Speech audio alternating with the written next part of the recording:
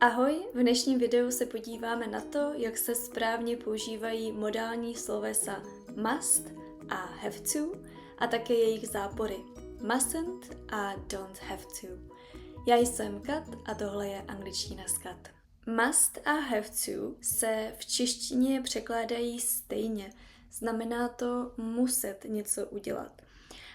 Takže vyjadřují nějakou povinnost. Začneme kladnou větou. V kladné větě je mezi nimi drobný rozdíl. Kdy tady používáme must? I must disagree. You must? Must používáme, pokud mluvčí rozhoduje o tom, že něco musí udělat. Takže mám nějakou povinnost, ale já se rozhoduji, že to musím udělat. Nikdo jiný mi nic nenařizuje, je to prostě má volba. Například ukážeme si tady dívku, která chce začít žít zdravě a tak si řekne I must eat healthier, takže musím žít zdravěji. Nebo I must start exercising, musím začít cvičit. Nikdo jiný to nenařizuje, ona sama je přesvědčená, že chce cvičit, že chce žít zdravěji, takže použijeme tady to must. A naopak have to se používá v situacích, kdy mě někdo jiný nutí něco udělat. Ať už je to můj šéf, jsou to nějaké zákony, pravidla, prostě okolnosti mě nějak nutí něco udělat. Rozhoduje za mne někdo jiný, není to má osobní volba. I can't take you. You have to. Příklad si můžeme dát tady s autem. Pokud jedeme v autě, tak musíme mít zaplý pás, takže you have to wear a seatbelt. Nebo musíme dodržovat nějaká pravidla. You have to follow traffic rules. Musíme zastavit na červenou. You have to stop at the red light. A nyní se podíváme na zápor. A pozor, zápor od must a have to zápory jsou úplně jiné. V té kladné větě, pokud se vám to poplete a použijete místo must, have to nebo naopak, tak to není taková hrůza, lidi vám budou rozumět. Ale u toho záporu, takže od must máme mustn't a have to je don't have to nebo doesn't have to, tak tam už je velký rozdíl. Začneme zase záporem od must, takže mustn't. You mustn't do something.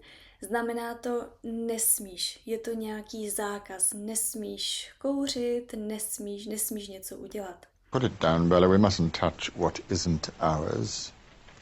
Například you mustn't park here. Tady nesmíš zaparkovat. Nebo, jak už bylo řečeno, you mustn't smoke here. No, takže je to nějaký zákaz. No a to don't have to nebo doesn't have to ve třetí osobě je nemusíš. Takže můžu, mám tu možnost, ale nemusím něco udělat. I don't have to like him, please.